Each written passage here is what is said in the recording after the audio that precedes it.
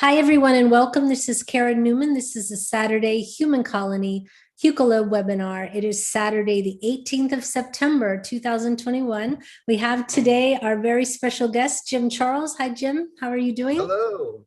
Hi, Hello. everyone. Ooh, and I'm trying to turn it off in the other YouTube thing. Great.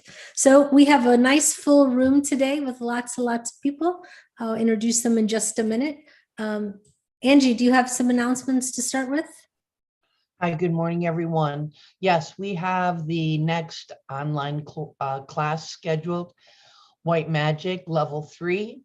It is on October 23rd and 24th from 1:30 to 4:30 Eastern Standard Time.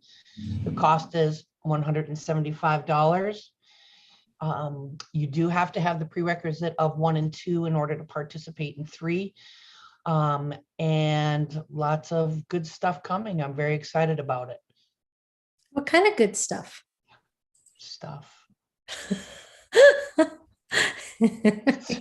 You have to. There's always good stuff. There's always good information. So you mean there's new growing. Good stuff coming in the class, or new good stuff coming in general?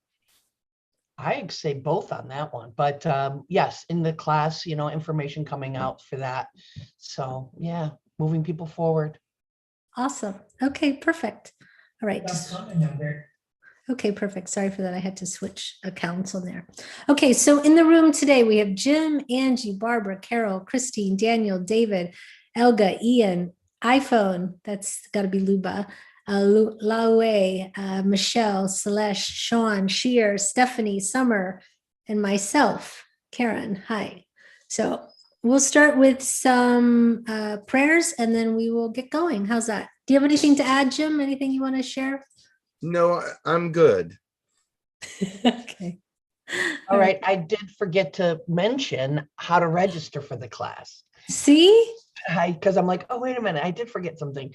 To register for the class, please email classes@hucolo.org and I will get all the information out to you. If you have questions, you want to know a little bit more about it, classes@hucolo.org. Perfect. Okay. So we'll start with you, Angie, for prayers. We'll go Angie, David. Who else was going to do one? Barbara, and then Michelle. Yeah, David's the boy. He could sit in the middle. Okay.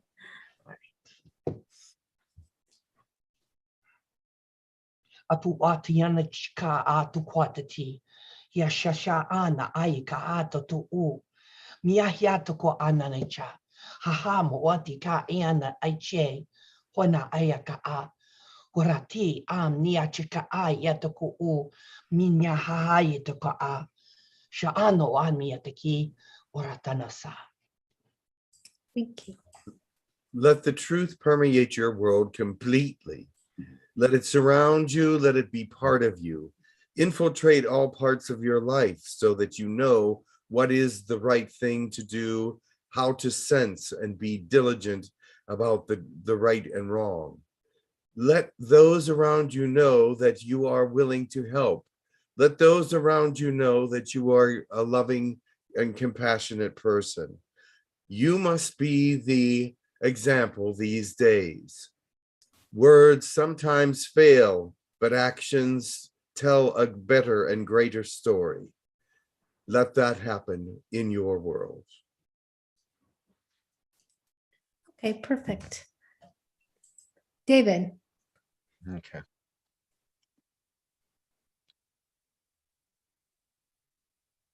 Ja rukas nzia rama atere te kuskra niete ramanate ro oskur atate kuskunyet niero ma atewa. Uniera te ano tu chiena tera kuskura ma atewa shi. Nia tu kura atakre kuskuru nieta rakma atanje jewa. Shahra nie kuskuru tutu reba. Yemera ketitero kukikishi. Yetariana niera tu. Follow your heart. Let nothing separate you from the word of God and the truth. Let nothing separate you from those things that are positive and beautiful. Look away from the darkness, for it will only deceive you. Look away because the truth is not there. Look away because it is filling you with surprise, anxiety, and fear. You must live in the light only to overcome the darkness when it attacks. If you live in the darkness and not in the light, how will you be able to overcome it when it strikes? All right. Thank you. Shatakania tahia tokovasi ataka baka hia. Chiataka nakata kiata to baka hiaka shishi shatakania. Kitata waka bakashi tikishi kushawahi atamanaka. Tiapakadaka shiti atokowaki. Kishitiki chiapatakanashi atakatia tokowashi. Kowashi atapaka hiatnaki atakowat hiata kibikiata.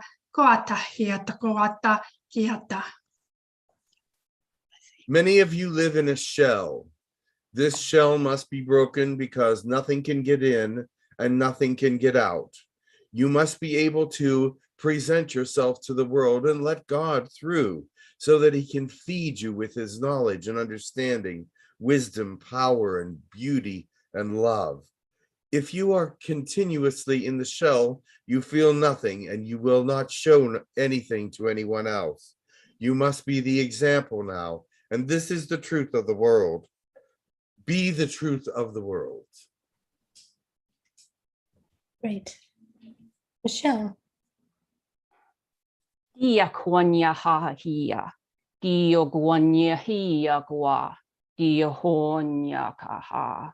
Ia gia dionya kataya. Ia guanya ha gua.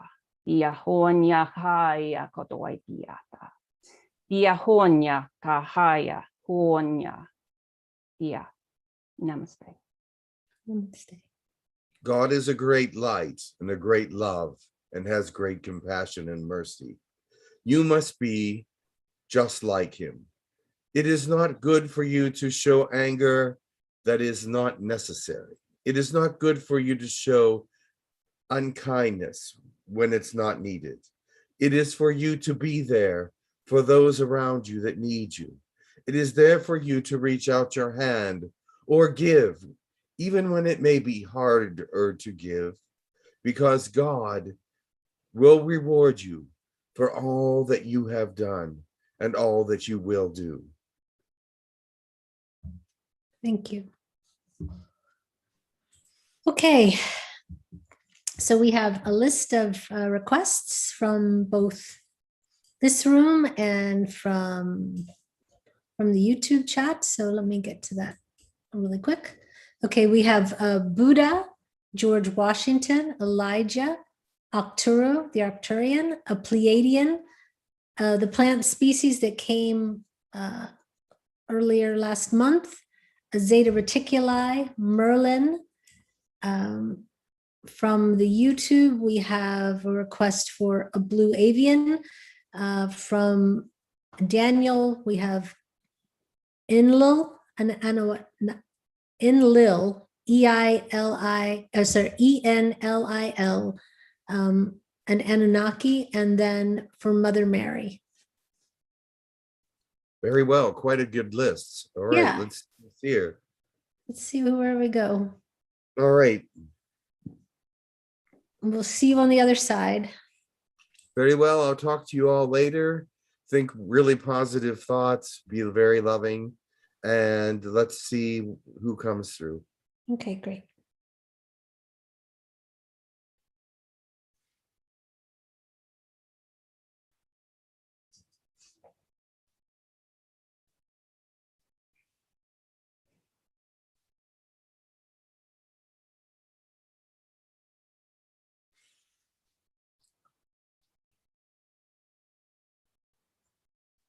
Greetings, I am Elijah. Welcome.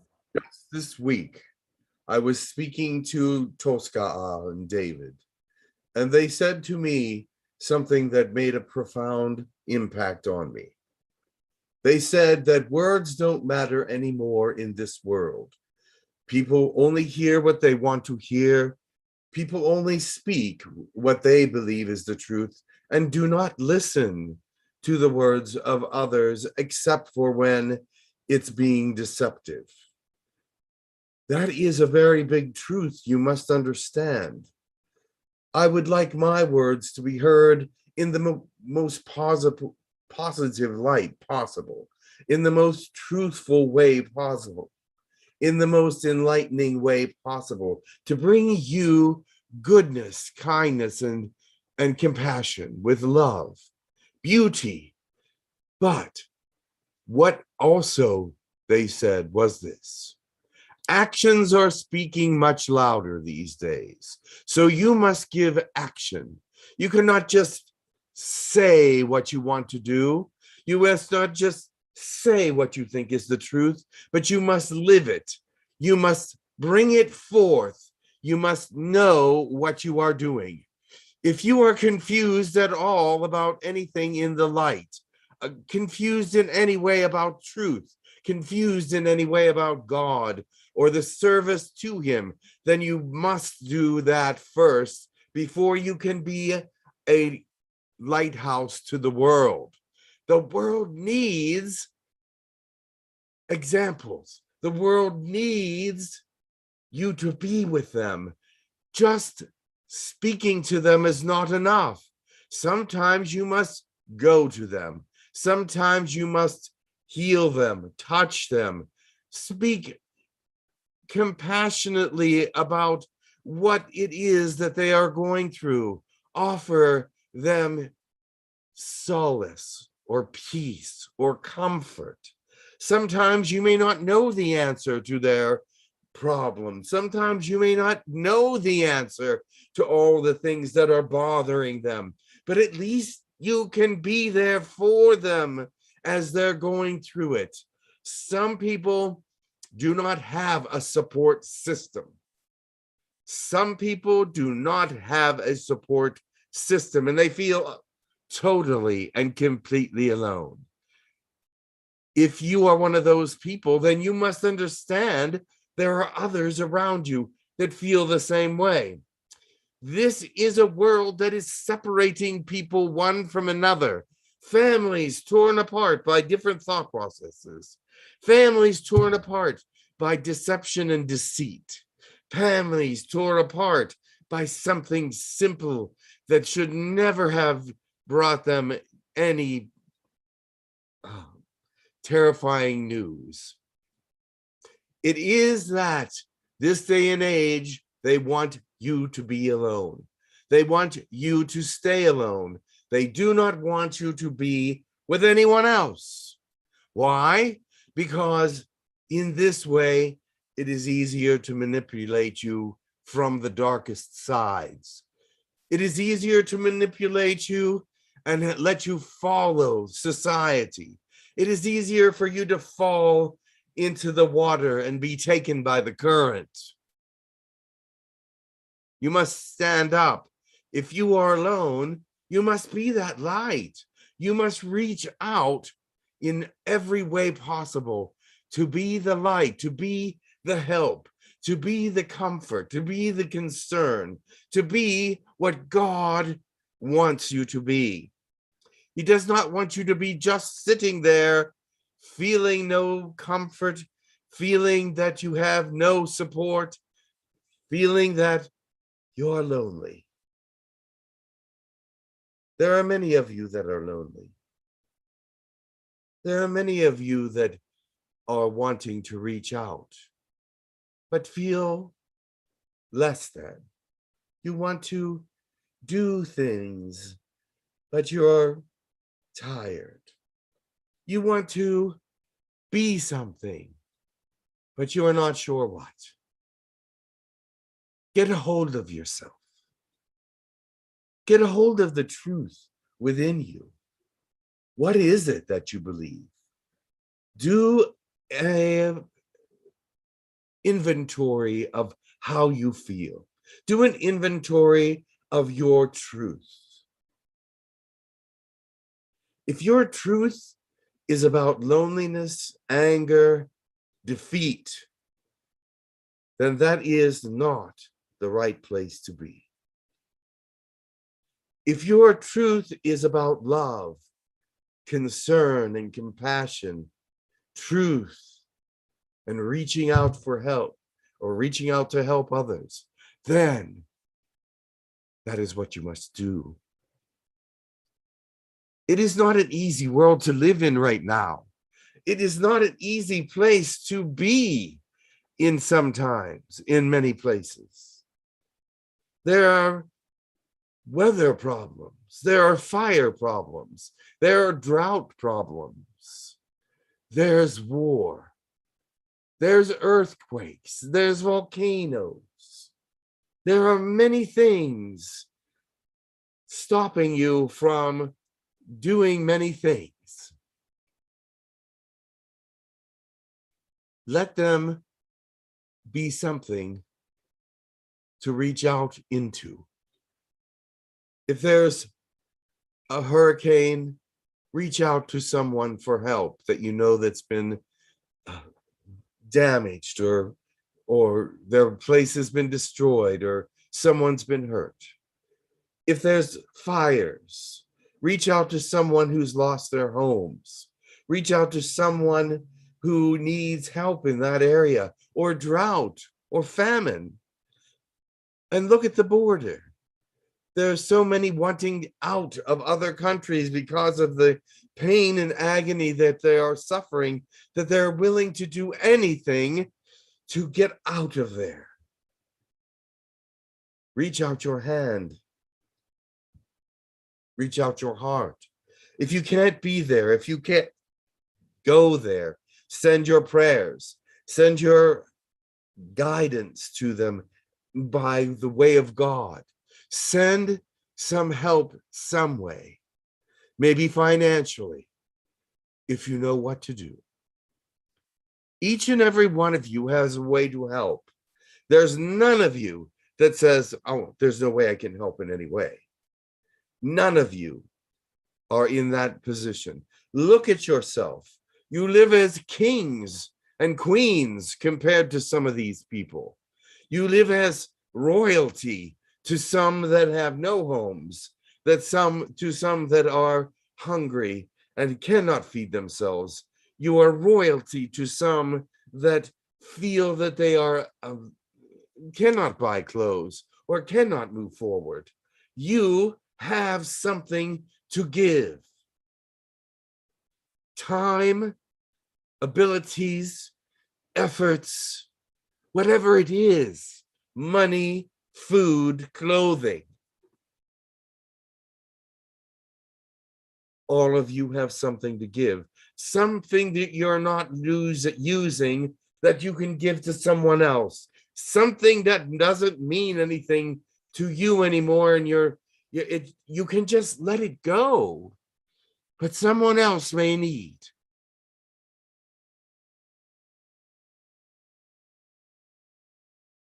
You say, it sounds like you're talking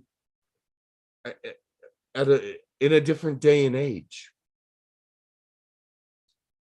It sounds like you're talking to people that I don't know. Or you're talking about people I don't know. But they are there. Everywhere. They are there nearby. They are there struggling. They are there needing. They are there feeling unloved. They are there waiting because they cannot do anything else. They are there looking for you. They are there looking for you. It is wrong to ignore what is around you that needs help. It is wrong for you to stay in your comfort. when there's so many that need. It is wrong for you to play it safe when so many are in danger. It's wrong for you to ignore what exists and just say, there's nothing I can do. Because there is something. Your heart should be burning to give of yourself. Your heart should be burning to show love to those that are unloved and need you. Your heart should be burning to go and help. But if it is not, find what is missing in your connection to God, because He is there helping everyone. He is helping you. You always are praying for His help. You are always getting things from Him. You are always being blessed from Him. Now let that blessing overflow from you to others.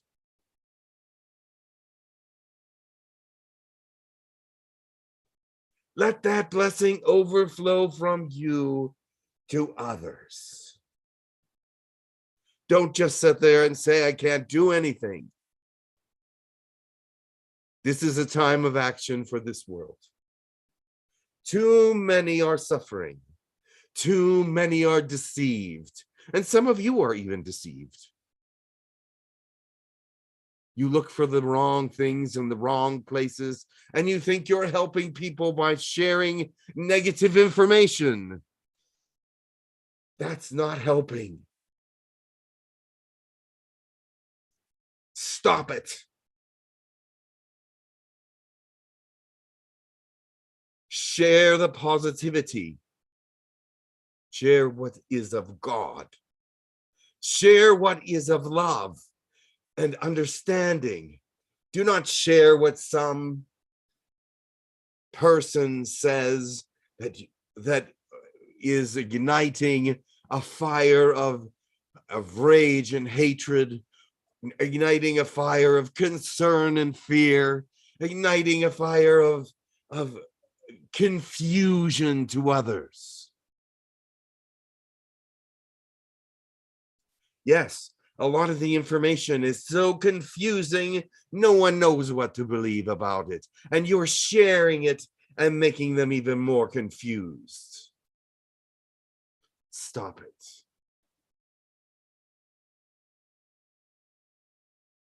Share your love. Share your help. Share your prosperity.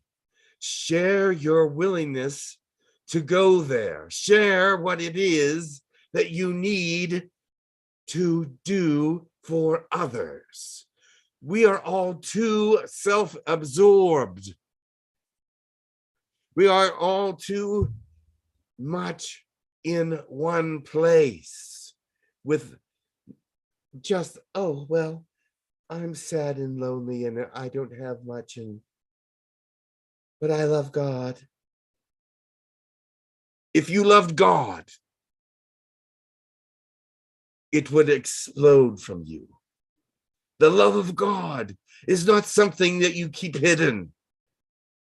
The love of God is not something that stays put, but moves forward. Act on it. I'm getting too long-winded, so I must go. I will bring someone else, but let me tell you this. I love you all. I want you all to rise up. And more than words, I want you to be an example. More than trying to explain how you feel or what God is. Be the example of God. Many of your words get misconstrued, as so does mine. That is why I must do what I can to example also.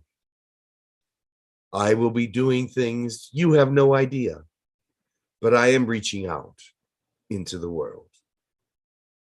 Many blessings to you and much love.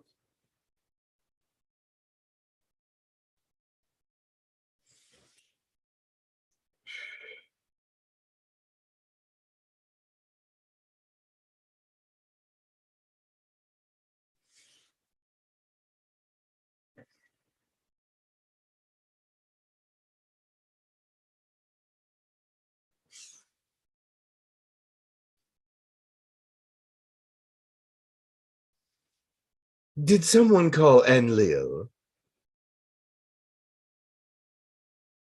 I'm listening, but I can't hear any. Yes, someone did. They were in the YouTube chat. So if we just give a second for them to ask their question, but who was it that called? It was Daniel. Daniel. Greetings.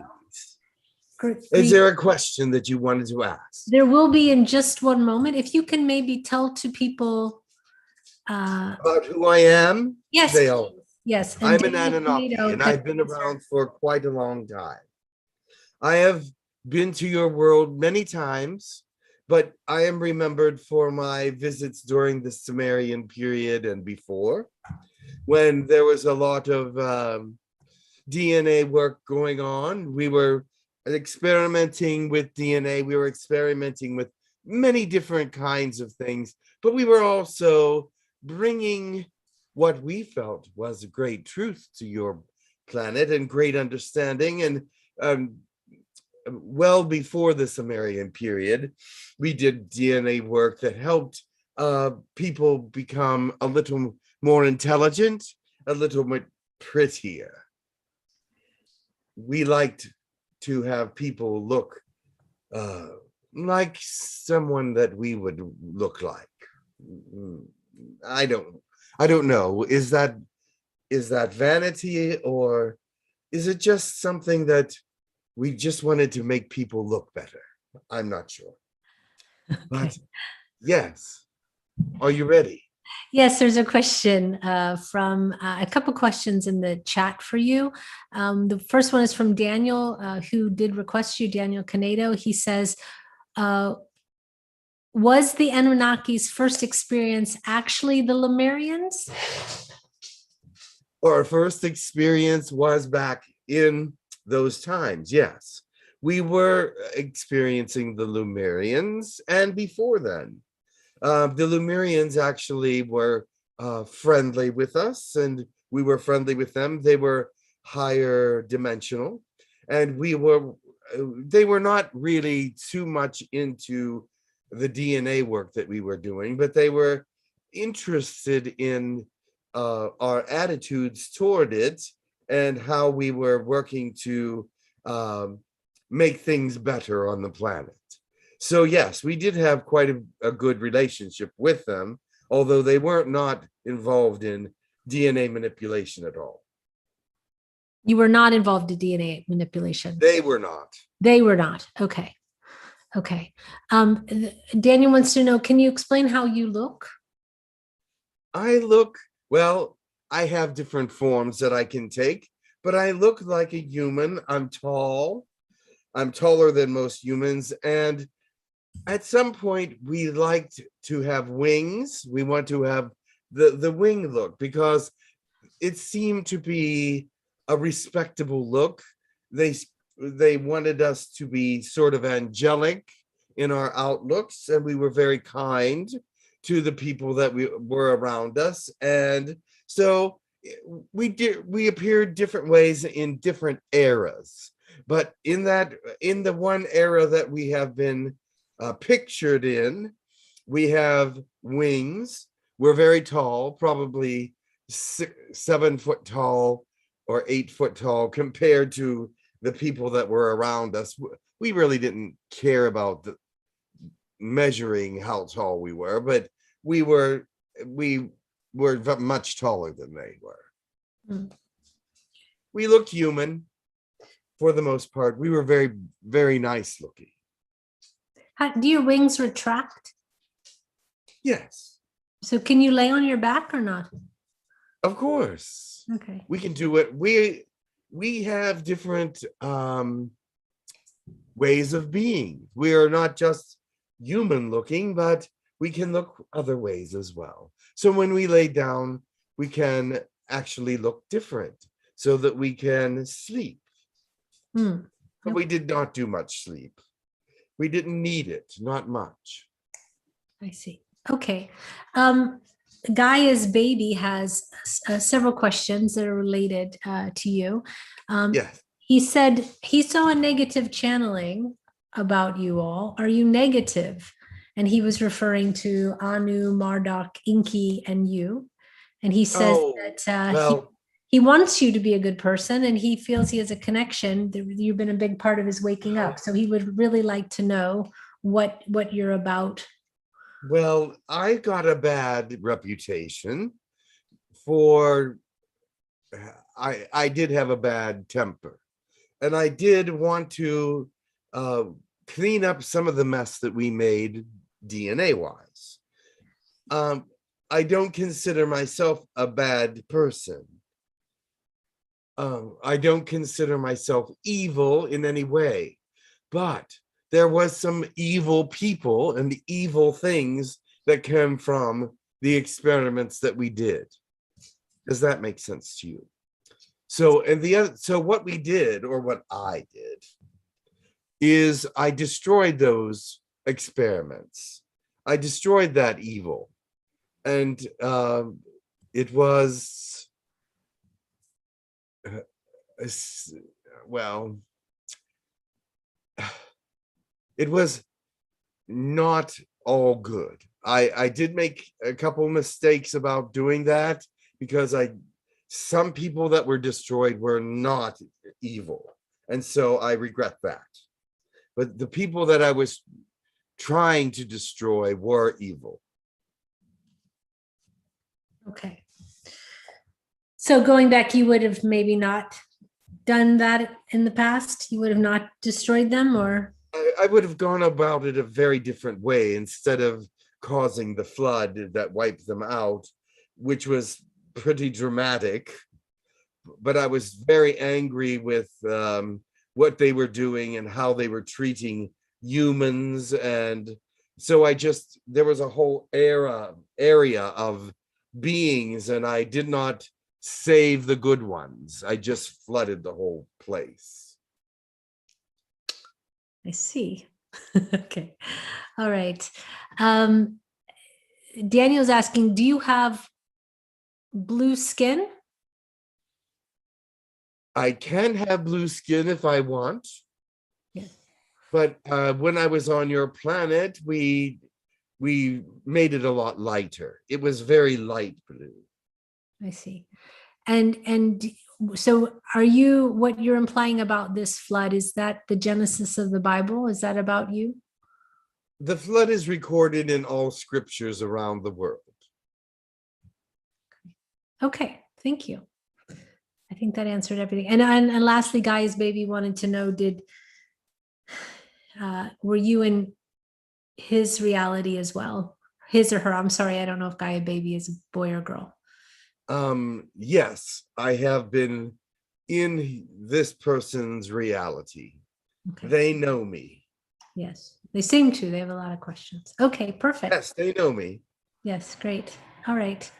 I don't see any questions from. They were a male when I knew them. I see. I do not know what kind of sexuality they have now, but they were male when I knew them then. All right. Okay. Oh, there's a question from Lionheart. Says, did you play a part in degrading human DNA from 12 strands to 2 strands? No, that was not part of what we did. The 2-strand DNA that you have has always been that way. We could not upgrade to higher strand levels, not that quickly. It would not have been a good thing for us to do. We did experiment with that, but it was really unsuccessful. Okay. And two more questions. Are you incarnated as human? No, I am not. I have perhaps fractals, as you call them, in your realm, but I am not incarnated in a general form. I see.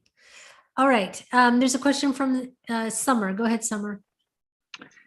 Yes, it is said that the Anunnaki should live on Nibiru today, and if they do, how do they view humanity today? Because they are still aware of us, right? Of course we are. We view, we're actually, there's a couple different views, more than one.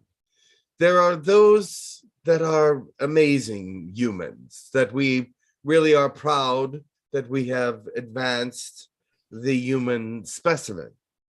There are others that have fallen into darkness that we are not really that thrilled with. And we understand you're going through an enlightenment period, and we understand you're going through an evolutionary period as well. We are not going to come and do any more DNA work with you. We are not going to change anything about you. We understand from higher ups, which are God and the spirits, that we have done enough. We were actually sort of punished for some of the things that we did. Not that we were evil, but we were definitely not following all the best instructions. So God has actually put that into our understanding. Thank you for the answer. You're welcome. Thank you. There's a question again from chat saying, have you also suffered, I don't know if suffered is the right word, but have you also suffered hybridization, the Anunnaki themselves? We ourselves, well, let me tell you this about the Anunnaki. There is more than one species of Anunnaki. It's just like there's more than one species of human. You have many different kinds of races in your human, on your planet. So on our planet, yes, there are more than one species actually. And some of those species are not humanoid, and some of us are more humanoid. So maybe we are not completely humanoid, but we do have different looks. What was the question? The question was, have you gone through hybridization? Oh, yes. I sort of got off topic, but yes, we have gone through hybridization, but the main portion of the species is still the same, but we have sent out DNA to hybridize with other species, and we see the outcome and advantage to some of that, but there is also disadvantages. So I prefer not to become a hybrid. Okay. All right. There's a question that says, have you, or this is from Guy's Baby, has there been a reptilian faction that was influential to the Anunnaki, or influence from the Anunnaki? I don't know if perhaps they were influenced by us, but we did not do that intentionally. We had part of our species on the American side, or what you call that American side now. They were the non-humanoid species of Anunnaki. They looked like large red ants, and they were in the southwest of what they call United States, and we are still known to the Native American people there as the red ant people, or Anunnaki, and that is what they call themselves. And have you had, one more second, two more really good questions I want to get to here. Okay, there's a question about Dracos. Oh, what is your relationship to the Dracos? We know who they are. We understand where they are. We don't have much communications with them. We do have trade with them occasionally when we need something from them and they need something from us, but we are not really very interactive with them. They are more negative, in my opinion, than we are. I wouldn't consider ourselves negative. So, but they consider us compromised. But the Dracos are a very interesting species, and we do trade with them occasionally, but we are not really friendly with them. Okay, thank you. There's this other question was, where to go? Sorry, the chat moves pretty fast. It's about gold. Let me see. Wait 1 second.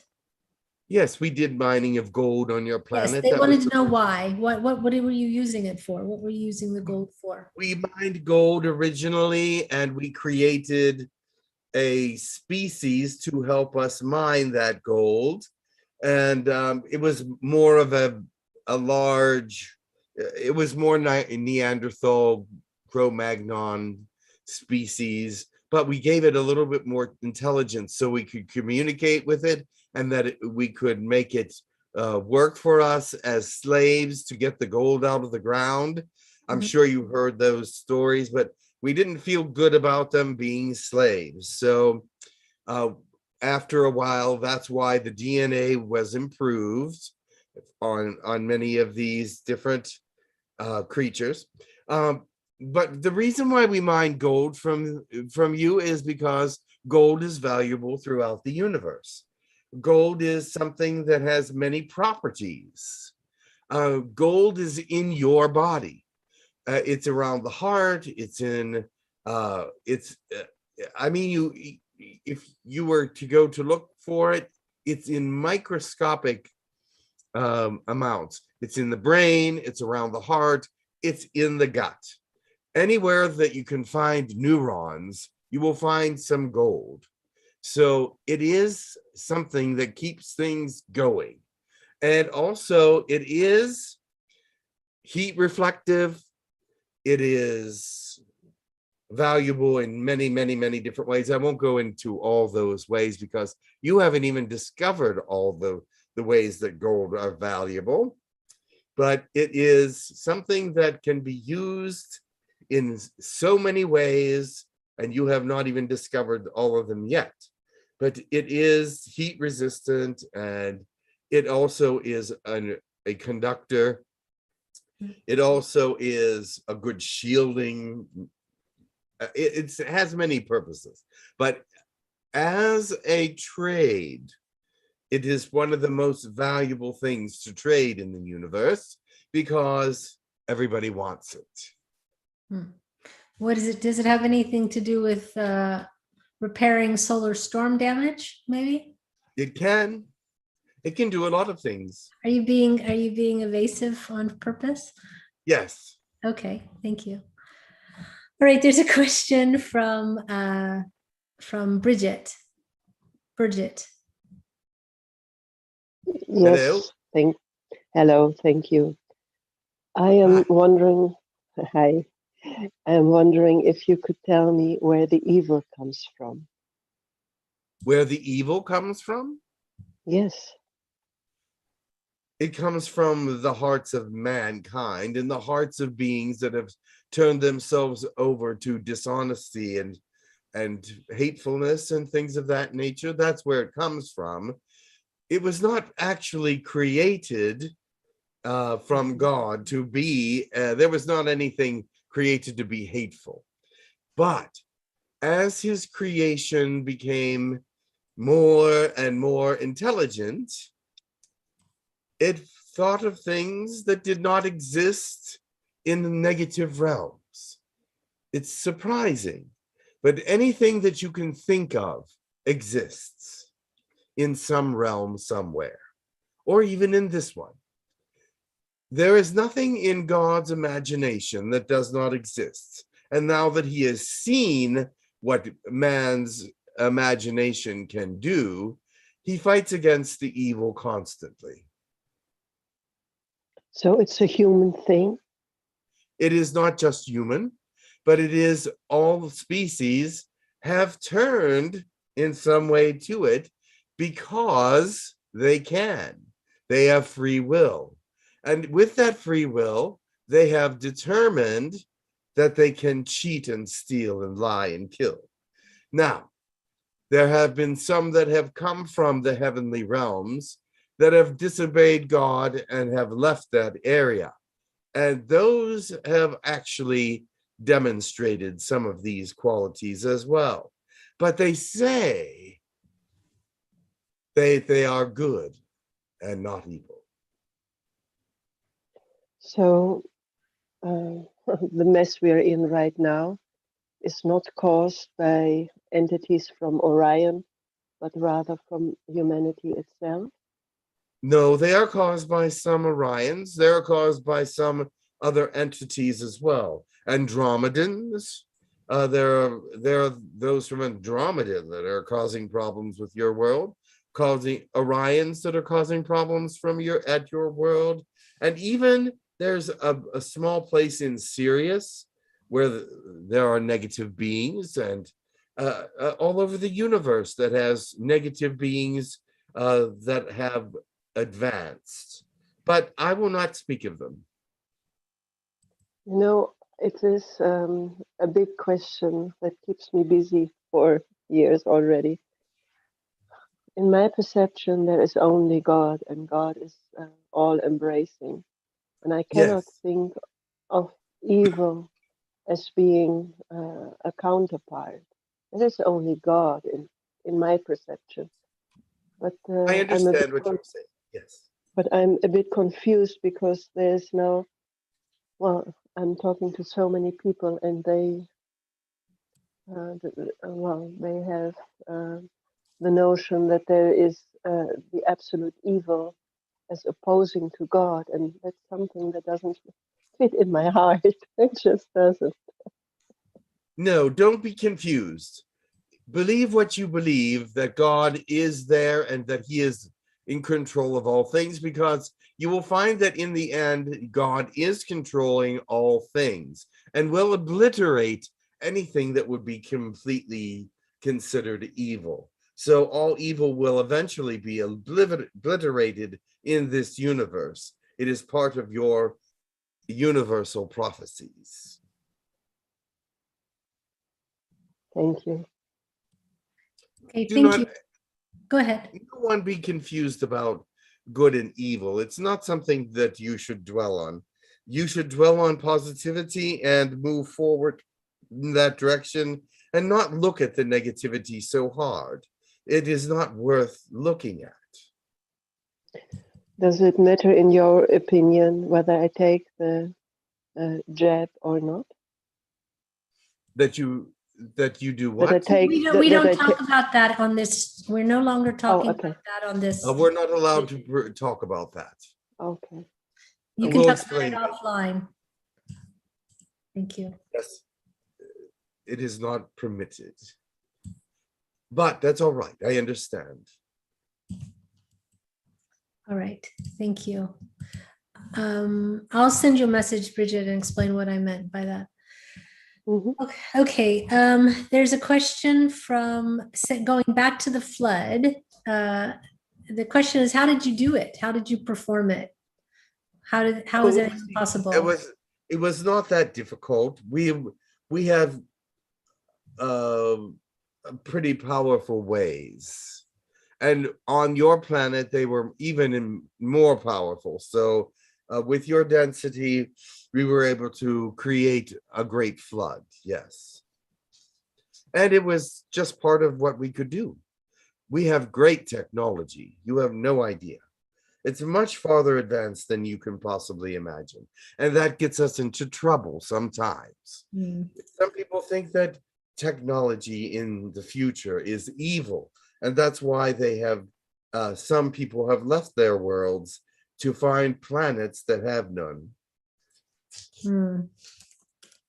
Okay, thank you so much for that. And one last question. Oh, from an other you says, do you look like the carvings that we have in the Sumerian carvings? Do you look like those? So yes, some of the Sumerian carvings are very accurate because they saw us. Right. Okay, and what was your relationship like with Inky and your sister Ninma? I had a good relate. Enki was a good guy, considered the good guy.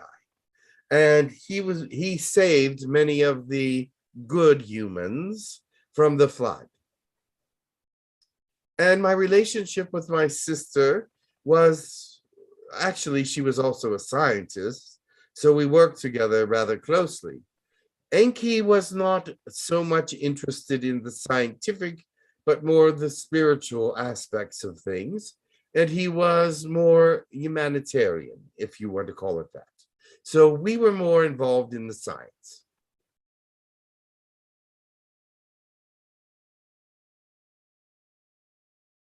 Okay, there's a question from Carol. Go ahead, Carol.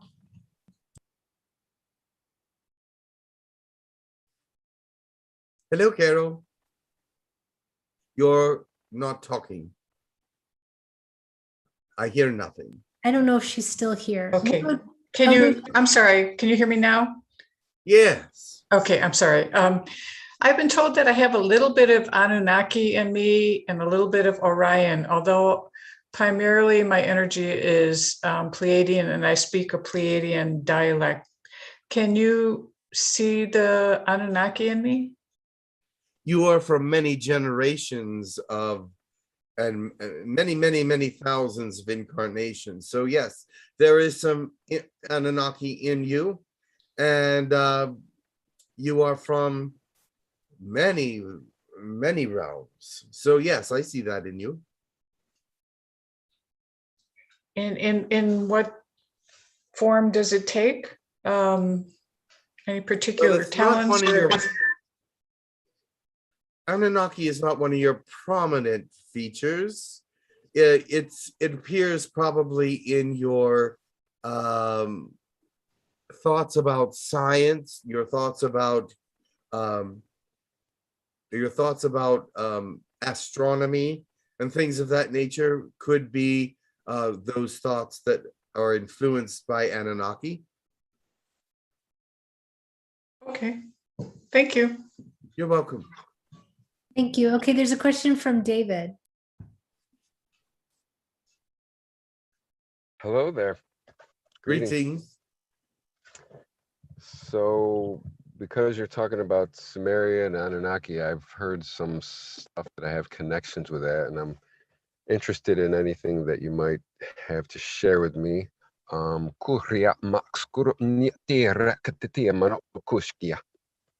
That is ancient Sumerian. That is not Anunnaki, but it is related to the time period that we were there. So it is that we understood that language and are we lived many hundreds of years on your planet. So in that Sumerian era, we were there quite a long time. And in the Atlantean times and before, we were there quite a long time as well. So you might have known us in some way. We are definitely connected to ancient Sumerian texts and ancient Sumerian understandings. We've helped them write some of their books, helped them give them information that would help them to advance in their lifetimes. Okay. Is there anything that will be that you would share with me that I would be able to use to help me and others, or with the gifts, the language, or The language is very good because it can pray for you in many different ways. Ways that you couldn't possibly think of to pray for yourself or others. Ways that you could pray for perhaps the world that others could not pray for. Because remember, every different light language and every different dialect says things in a little different way that can bring forth a different kind of energy in a prayer form that is not represented in other languages.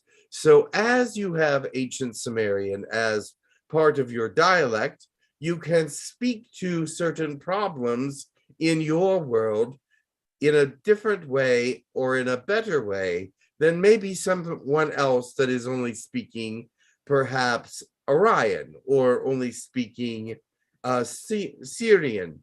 But it will bring forth a different emotional aspect to the prayer. Oh, very good. So that will be, that's great. Yes. Awesome. Thank you. So remember, as speaking your light language, it brings something unique to the prayer that you are saying that is not part of any other language. And so if you're speaking many different light languages, then you are speaking many different forms of understanding that let go different emotional thought processes and are being said in a different way than they could be said in English or Pleiadian or whatever. They are unique to that language. Okay, that's wonderful. Okay, thank you so much. There's a question from Christine. Thank you. Greetings. Greetings and blessings. You're saying that language, or you're putting a lot of emphasis on the importance of different languages, but for spirituality or bringing out prayers or whatever. But can't the heart be enough? Of course, sending the heart out into the language is a beautiful and wonderful thing. But what I am saying is that it expresses it differently. It brings the emotional function of that language to it that it does not exist in other languages. Just like when you're speaking French, it's a romantic language and can be considered a little bit more romantic than German, say, because it's more harsh sounding. Do you understand? Yes, it's just that I have been trying to learn other languages and fail miserably. So it's sort of like— No, that's not true. I see other languages within you, and you just don't have the confidence to bring them forward. You have light language within you and are able to bring that forward. You just don't feel confident enough to do it. And just let it rip. I'm almost feeling like a failure that I can't do it. But for me, I just sometimes like just sitting there and radiating love. Radiating love is the best language ever. Okay. Thank you. Blessed be. It is love is the greatest language. And so anyone who is speaking out of the love of their heart, the language of their heart, what other greatness could there be? So when I speak my light language, which is Florondian, it is such a beautiful language to me, and it brings forth a great understanding. That is my light, Florondian. Is it sort of like, you know how we do chants, and sometimes there are some chants that I really like doing or trying to repeat, but I don't know what they mean, but they bring a lot of peace to me. Excellent. That's all that matters. You're sending out to the world peace. You're sending out to yourself peace. You're saying words and understandings that are bringing a great butterfly effect to the whole universe. I like that, the butterfly effect. Thank you. Great, thank you. That was perfect. Love is the best language. It doesn't matter if you're speaking a light language or not. That's Correct. exactly. Perfectly said. Okay, there's a question that says, this is a great question. This is from an other you. It says, how were this is a question that is always on Facebook, and historians are looking at it. Everyone's looking at it. How were the cones and purses seen on the carvings? How were they used in the Sumerian carvings? Yes, those are actually technology. And what was the other thing? Purses? Oh, yes. The purses were attached to us so that we could use them very quickly if we needed to. They're transporters, communication devices. So the cones, actually cones are used in many different scientific ways. And so they amplify energy, and they also were used in many different ways for communication, but not with this world. The purses were more worldly communication, where the cones were intergalactic communication. Now, the cones have much more power than the purses in many ways.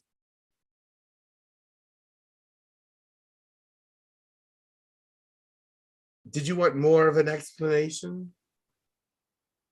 Is that why there's silence? No, there was a motorcycle going by with a very loud, sound like it was in my living room. Are any of those purses or cones still on Earth and findable? I do not know. We've tried to take them all with us because for a human to use them could be fatal. They're not made to be used by humans. Okay, well, that kills my plan. All right, thank you for that. Let me see who else had a question here.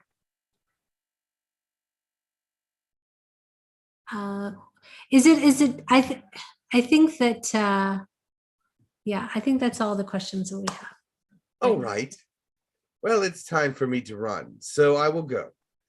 I was good chatting with you. I hope your questions were answered substantially, and I will bring someone else that is waiting. Thank you. Goodbye for now. Much love to you, and thank you for being with us today. Oh, it was fun.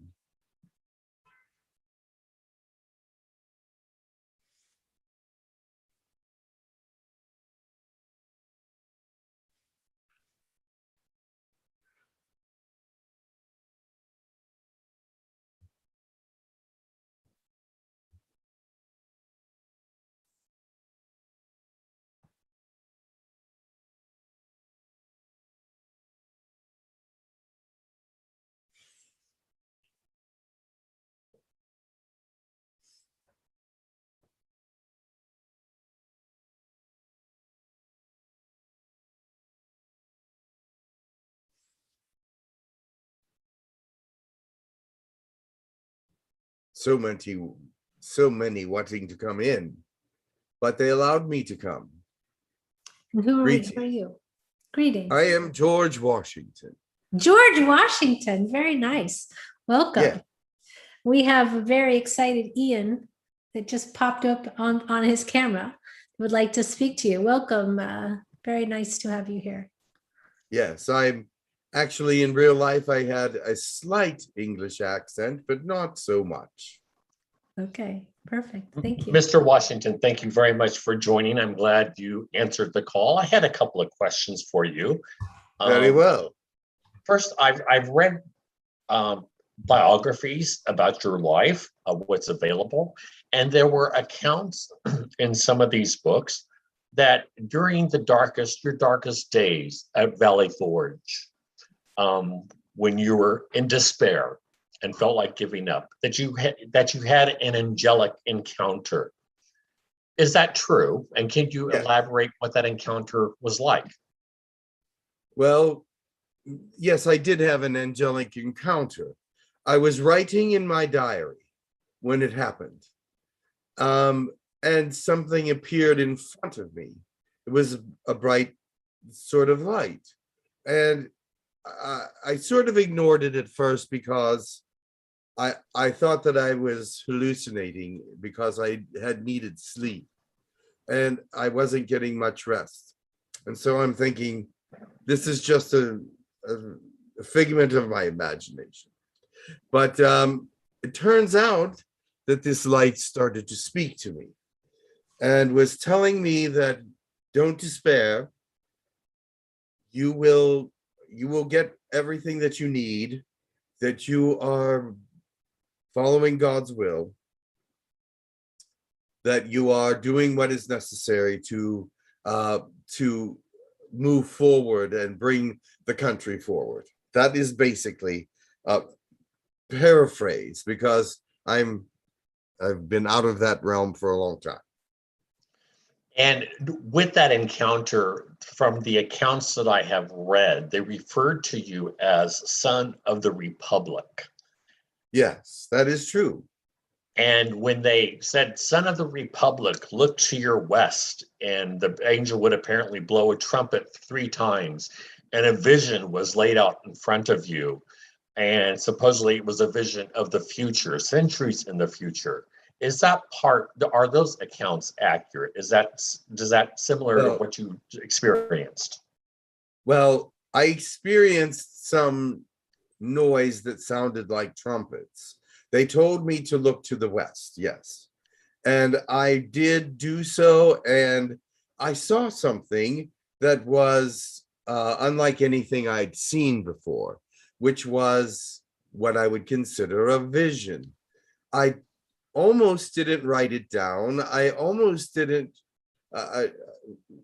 record it because I thought it was a little insane. But I did record it because I just felt that it was necessary, because they did give me something, and that vision was very futuristic. And that's the account that I have read, that they told you to look in multiple directions, and you had futuristic visions of what the country's birth was meant to be. Correct. And that gave you the inspiration to carry on because you were going through such a dark time. Well, and they also told me other things as well. They showed me visions of the north, the west, the south, the east. The greatest vision was of the west, in my opinion, where I saw great light and great bridges and great things that were very modern and very tall, and these things were very amazing to me. So I did see that when I looked to the west, but I did see the future in other places as well. The thing is, there was other things that came through with that visitation about my spirituality and about what they call the dark night of the soul, and the engagement with God in a different way than I had ever experienced before. And some of it seemed like it was not of angels, but of aliens. It seemed more alien to me than it seemed spiritual in some thought processes. The green people or the blue people, whatever color they were, I can't remember. They were also there. Okay. My next question has to do with... Just 1 second. Can I interrupt you for just one moment? Because that actually is a question from the YouTube chat about the green people. Can you elaborate, before Ian, you do your next question, can you elaborate on that now? And then... Well, when in one of the visions, I was in a forest and I saw the green people. I saw these aliens. I thought they were aliens. That's the only thing I could see that they could possibly be, because they did not fit my description as angels or anything of that nature. But they brought me something, and it was very encouraging. Okay, great. And with being considered, you're considered a founding father of this nation, of course, and where you were then, and compared to what you can see now, as far as where America is now, how does America at this time align with what you envisioned, and how does it not align with what you hope to envision? It actually does align with many things, because they did not tell me that everything would be beautiful and positive. I left out some of the negative things. I left out some of the destructive thought processes, because I did not want to be a prophet of doom. And I saw what they were showing me as a great hope. Also, at the same time, it was great hope, but it was also something that God wanted to happen as well. And so it was encouraging to me to see all the good and the bad, because I saw that as being more honest and truthful. But the country that developed in my visions saved many other countries, many other peoples, and was a servant to the world. Now, there were parts of the dream that were not so servile, were not things that I considered positive. But in order to get where it is, it went through many different stages of understandings, negative and positive. And so these things were necessary to get where you are today, and to continue with the course of action that God has laid for the planet. Okay, and let me jump back for a second to you when you mentioned a reference, aliens. At that time, was there a thought process, or did people consider that there could be life on other planets, being that other planets weren't really known? Yes, there was actually a greater belief in outer worlds and outer guidance then than I believe there is now. That's very interesting. Okay, and on the visions that you saw of a futuristic America, did you see a time period that is further in the future from where we are now? Yes. But let me go back a little ways. Okay.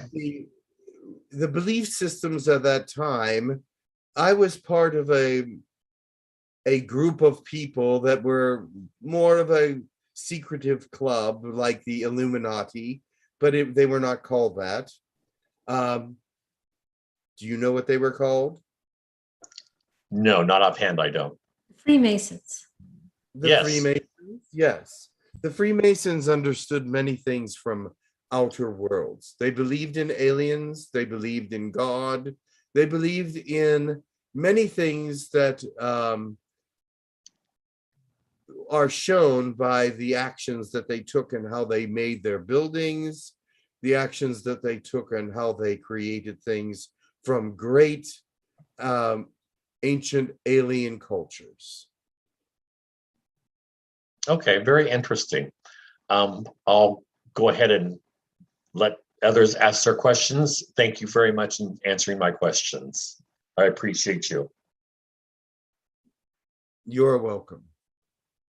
There's a question elaborating a little bit on current day America. The question is, how do you feel now about the current state of America? This from Bridget. I think that they have lost some of their innocence, much of it. When we first started, there was a great innocence, a great excitement, a great idea about a country formed in the spirit of freedom and in the spirit of God, in the spirit of enlightenment in many ways. And that idea has been much lost. There are still It is still a great country in freedom and in understanding. It is a great country still with positivity toward the future, I believe, but much of its innocence has been lost. And much of the things that God has told me are coming about in this age of tragedy, this age of rebirth in a way, because many things have to die before they are reborn.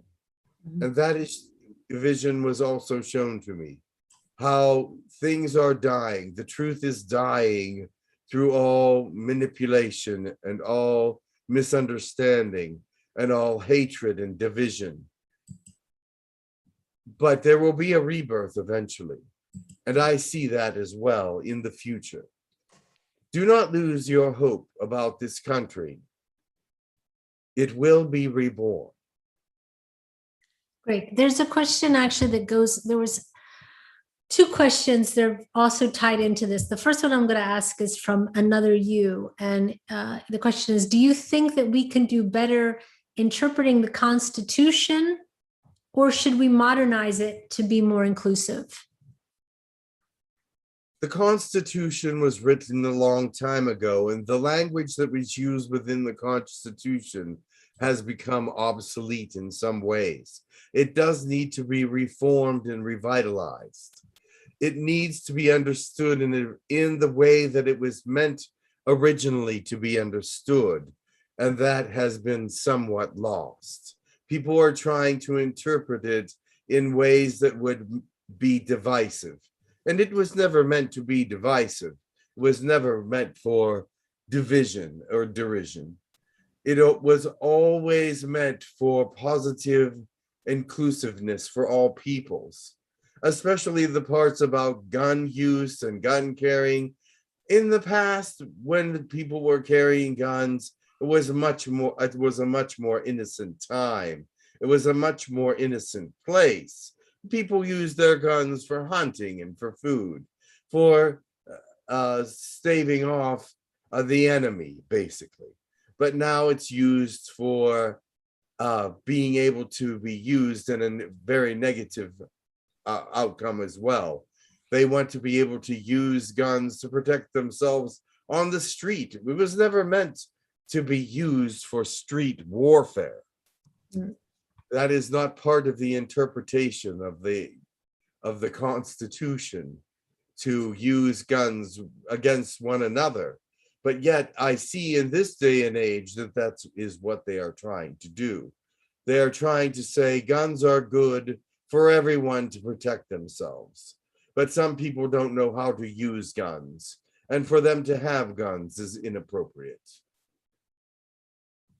Okay, thank you. There's also, let me just see. And Marcus Green says, deeply humbled to have you here. He's a big fan. What advice would you give leaders to lead today and well? Leaders must be intelligent, but they also must lead with the heart. They must know their people. They must try to unite the people and not divide them. There are many out there dividing people every day, but I see this current leader is really trying to unite, but he has some wrong ideas as well. There is no leadership out there that I would say is totally trustworthy because of the day and age and how things, how power is being asserted. Remember this. Innocence was a time at the beginning of this country. There was a time of innocence and a time when the idea of innocence in power was still available to some extent, which it is not available at this time in any country or in any land.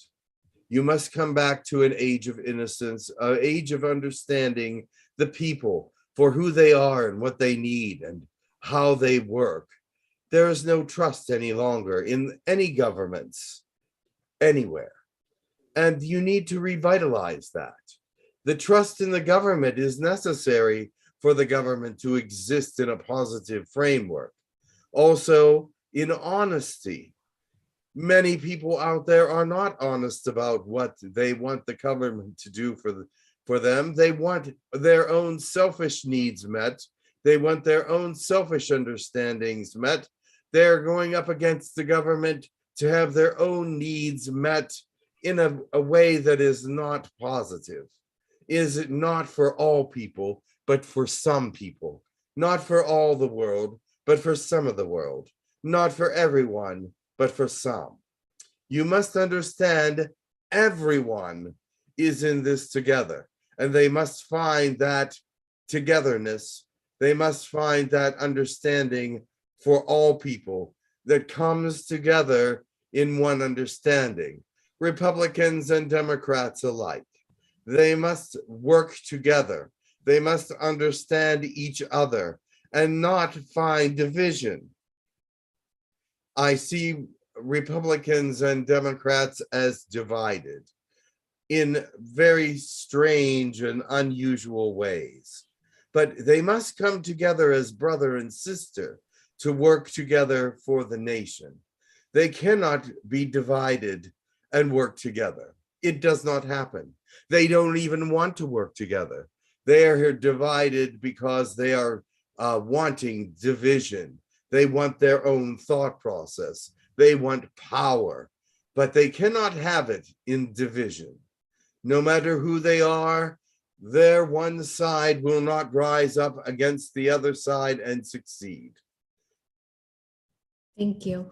There's a question about, are you going to, or maybe you have, or have you reincarnated? That is something that has happened. Has happened. Were you anyone of significance in our history, or someone anyone would know? Yes. Would you like to share who? No. Okay. All right. But they are alive today. They're alive today. And they are in the government today. Okay. Currently. Currently. Currently. Are you a man or a woman? I am a man. In the US government? Yes. Old or young? Older. Okay. Is that all you're going to give me? I am fighting for unity for all peoples. Okay. I am fighting for unity no matter what is said about Democrat or Republican. I happen to be someone that is going against my own political party at this time. Okay. Thank you. Okay. And there was just a thank you from Marianne for fighting for our freedom. And there was another question a little bit earlier that I wanted to ask one question.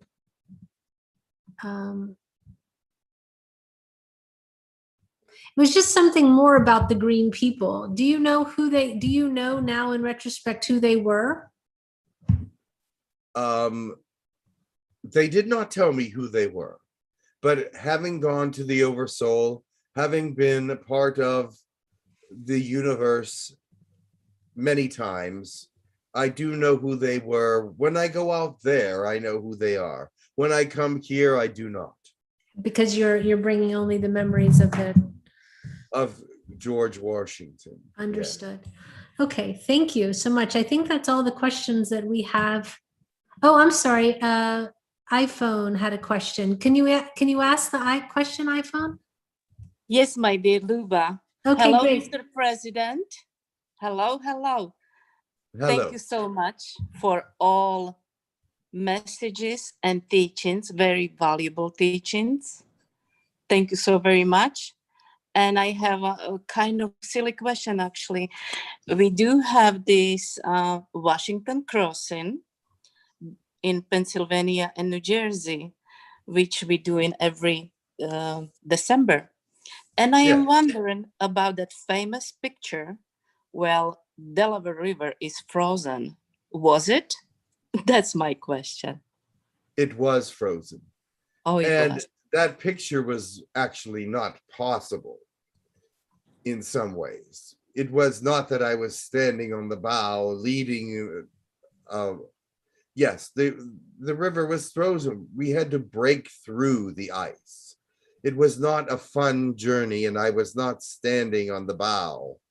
And I was not saying, yes, move forward. It was like I was helping them break through the ice. I was helping with this very difficult task of moving forward. Yeah, so we're doing that every day except last year, I believe. And Yes. then it's wonderful because they choose in a similar character of yours. So it's a great event, let's put it this way. So it's very nice. It's historic. Yes, definitely. But it was not a fun event.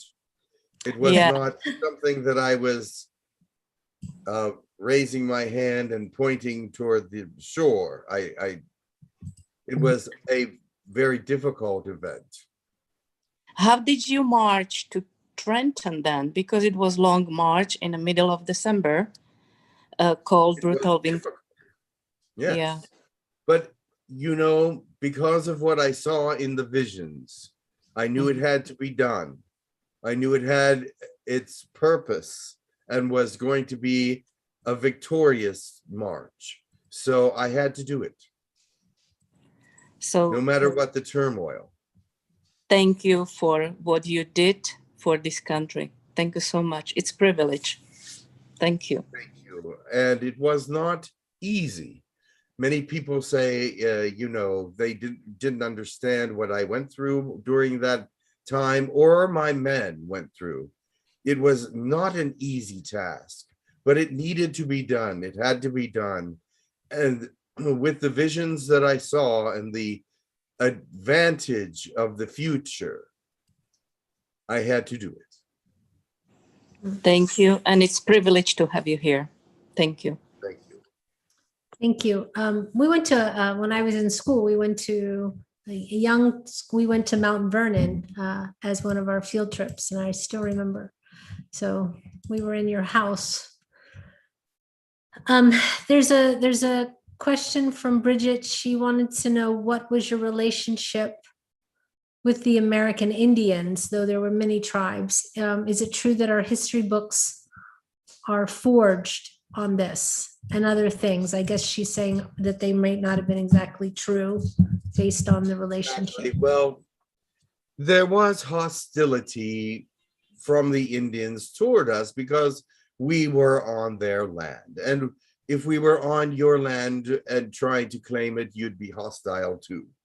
So yes, there was some hostility, and we did forge. We didn't have the understanding of who they were because we weren't speaking their language. We weren't knowing what they were saying really. And until I understood what they were saying, there was hostility. But I did eventually get to know some of the Native Americans and what they were saying, and understood that we were trespassing. Yes. But it was far too late for me to do anything about it. The people were already here. We had already set up our settlements. We had already done the harm. So I did speak to them, and we did come to some understandings, and they understood that I was not there to do the trespassing, but set up a new world, a new government, and things of that nature. And our first conversations were not pleasant, but it was that we had to have these conversations. We actually did not do them well. So looking back at all the things that were happening with the different tribes at that time, I am not proud of all the things we did, because we didn't understand their hostility, and we did fight back and different things. But now, as I look back from the future, I can see that it could have been handled much better than it was. Okay, thank you. Thank you for that. All right, let me just check and make sure that that was everything we had for questions. I believe so. All right, I will leave you then. I Okay. have visions now of the future still. But they will not be written down because they cannot be. So I will come again if you wish. Oh, You I have a question. I do have a question regarding your current incarnation. Does your current incarnation have memory of who they are? That is a very good question. And yes, they do. Thank you. They have visions of it, but they do not understand why, because they are not into metaphysical things. But they do have visions that they were George Washington, and they sometimes laugh and say, how can that be? But they are working towards unity and not division. Just one last thing before you go. Marcus Green says, George, thank you for coming in today. Listening to you is such an honor. I can't say it and thank you enough for who you are and the deep integrity and spirituality you are. Thank you. Your spirit reminds of Jesus, he says. Thank you. Many thought of me as a divinity at some point. If you will look at the Capitol building, and the dome in the Capitol building has me painted in as a divinity, but I would rather say I'm a creator being and not a divinity. Thank you. Much good, kind thoughts towards you all, and a beautiful nation to come. Once we get through this dark and divisive time, there will be greater understanding of why it must happen. We will be reborn as a new nation and a new understanding. Thank you.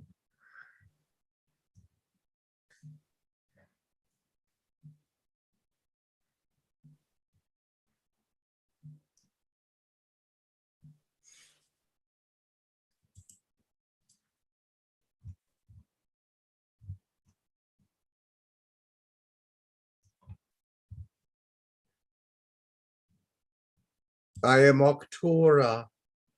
Oh, welcome. Welcome. Hi, Octora. It's Barbara. How are you? I am well. Haven't Why spoke to you have for I a been while. called? Why have you been called? Yes. I wanted to ask you some questions and find out more about you. Ah, To find out more about the Octarians and your social position and stuff like that. Octora is actually a title and not my name. I am the leader of the Octorian people in one realm. And also, are you involved with any of the politics and stuff that goes on in your realm or your Absolutely. world? That is what I'm saying. It is my title. As Octora, I am leader of the Octorian nations. Okay. So I haven't talked to you for a while. What other stuff? I know you're on a ship on and off. And is any information you can give us about your travels or more about Octarians? Because I know there's like different species of Octarians or different physical appearances of Octarians. Can you touch on that a bit? Yes, I am leader of the Octorians, representing them as I move out doing treaties with other different species. I am given the title because I represent all of Octorians. They have agreed to this, and even in all their different forms and shapes. I am from the main planet of Octorus.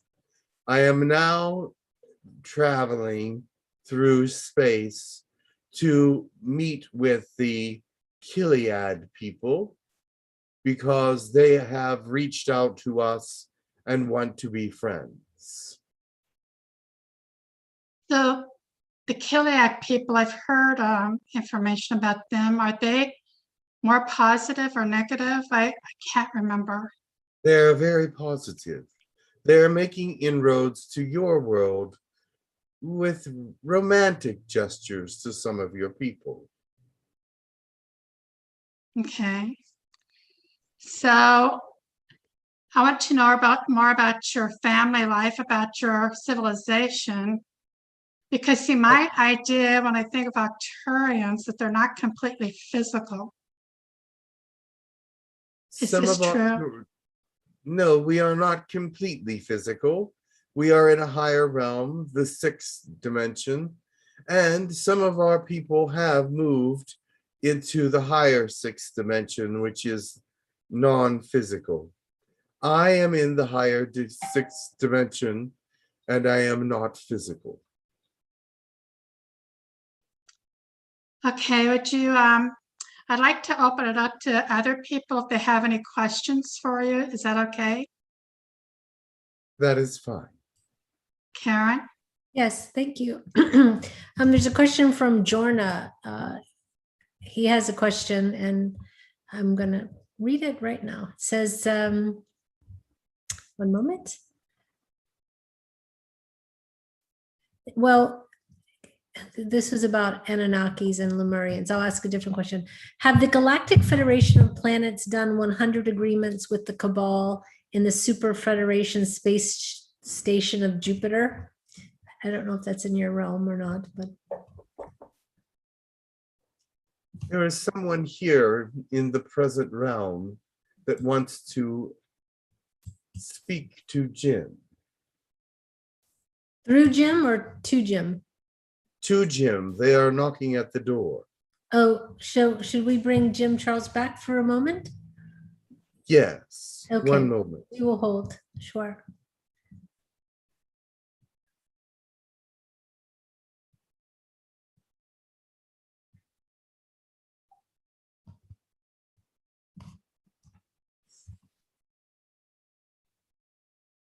Hi, Jim. You have someone at your front door, apparently. Hello? Okay, hold on. One moment. Okay. One moment, everyone. Talk amongst yourselves while we wait. I heard his doorbell go off. I heard someone knocking, yeah. So interesting. So that was an interesting George Washington. That was really cool. I was thrilled about that. It's like you asked to speak to George Washington and poof, George Washington shows up. I sure did. And the people in the YouTube chat were excited about it as well. Okay. Funny, I asked for about a month ago too. Oh, did you? That's right. You did, didn't you? A long time ago. Yeah. There's one of my friends has arrived. Oh, okay. Are you able to go back into channeling state or do you want to? Hold on, let me see what the reason is. Okay. Just a moment. He is not in the right parking space. So, all right. Where was I? Hold on, let me greet him and see what he needs, and Okay. I will. Because we're really we only have 10 minutes left, so we could stop here, and then dear Jorma's question could be answered next time. Okay, sorry about the interruption. No problem. Yeah, this is somebody from actually sort of a far away place, not really close by. So I'm surprised to see them unannounced. Hold on. Oh, they called on the phone. Okay. All right, let's see what's going on. You'll get to meet my friend. Nearby planet. Okay. Come on in. You'll be part of the webinar. Oh, okay. Have a seat. Thank you. So My maybe, friends- maybe Jim, you can answer this question because it was one of the ones pending from the chat that we didn't get to. Yes. It was from Jorma, and the question was about, well, there's two questions. I'll ask the first one. It said, are the Hollow Earth Lemurians really Anunnakis at this time? That I don't know. I don't know the answer to that question. Okay. I would have to bring someone in to channel. Okay, so we can hold that question. Jordan, hold that question for next time. And then there was another question that says, has the Galactic Federation of Planets done 100 agreements with the Cabal in the Super Federation space station of Jupiter? The Jupiter space station at Ganymede, they have not done anything agreements with the Cabal as far as I know. Okay, and there's another question regarding Done agreements with the different governments of the planet, but they have not done anything specifically with the Cabal because they do not recognize the Cabal as a government. Okay, and can you give any updates on the Jupiter meetings? The Jupiter meetings, they're done. They were actually not done around Jupiter, but they were done around the planet Mars on Phobos, which is their largest moon. Okay. But they said, you will notice that the Jupiter meetings said that the meetings were on Phobos, but Phobos is not around Jupiter. It is around Mars. Okay. Okay. Okay. All right. Thank you. Jorma made the comment that these questions are very important for the future of humankind. Yes, the meetings from around Jupiter are going on off and on. They're not finished yet. They will be on. There's moving the talks to maybe Titan. I'm not sure. Titan is the only planet moon that has an atmosphere in the solar system, or has the greatest atmosphere. There is life on Titan, so they will be interacting with one of these large moons. Okay. That's what I heard. Not sure if it's true or not. Okay, thank you. Jorma says thank you that they knew this and that they said that there's another person spreading false info. So they just wanted, I guess they're wanting to confirm what they already knew. So thank you for that. Okay. Okay, All right. perfect. Thank you. Was that correct information as far as they knew? Well, the comment was, thank you, I knew this. So what you were saying, I think they took as a confirmation. Okay, good. Yeah. And Bashar apparently has also spoken of the Jupiter meetings. So Yes, there are Jupiter meetings, definitely. But they misdirected the moon that they were supposed to be on. You had addressed this in the last webinar, I believe, Jorma, the last one from 2 weeks ago. You can check that one. But there's a question he's asking about, are the med beds coming to the vaccinated from the Galactic Federation of Planets? The med beds are out of phase, and they will stay out of phase for now, as far as I know. There's 25 of them on the planet, but they are not all from one area. Some of them are Venusian and some of them are Orion. So 15 are Venusian, 10 are Orion, and they are out of phase, and they will not bring them back into phase until they are safe. Yeah. Okay, perfect. Thank you Okay. so much. All right. All right. So we've got 5 minutes. We have time to do a couple blessings, and then Angie can do her announcements. Angie, why don't you do your announcements first, and then we'll do the blessings and we'll be done. Okay, thank you very much. We Thank have our you, next Jim. webinar. Very, very interesting webinar. Very, very. Our next Hucolo class is scheduled, White Magic, level 3, Saturday and Sunday, October 23rd and 24th, 1:30 to 4:30 Eastern Standard Time. Price is $175. And we are limiting the class to 20 people. So if you're interested, there are only just a few slots left. And so if you're interested, email classes@hucolo.org and I will get all the information out to you on how to register for this class. Okay, perfect. And can you do a blessing on the way out? I absolutely can. Okay, thank you.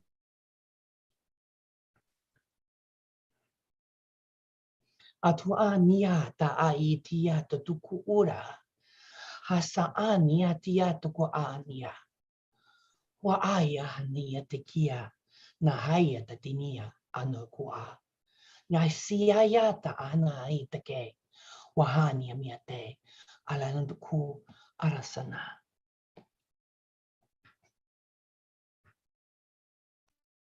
There are many in distress, and let peace be your guide. Let all peace be understood and known that it is from God. Hold on, that you may know that he is there with you. This is a very harmful time, a very disruptive time, and what we need is peace, love, understanding, and compassion. Bring these truths and these evidences of God into your life so that you may be the example that is necessary for this destructive and harmful world. You are all part of his missions and will be seen as such. Okay. Thank you so much. Thank you. All right. All right. Have a so great day, everybody. Thank you. Next week we have Maggie will be here, and in 2 weeks Jim will be back. Very well. Yeah. I hope everyone had a good session. It was a great session, very interesting, a lot of information, beautiful information. So thank you to everyone. Have a great week. Much love. Like and subscribe, and we will see you next time. Thanks All to right, everyone in very the good. YouTube chat. Thank you, everyone.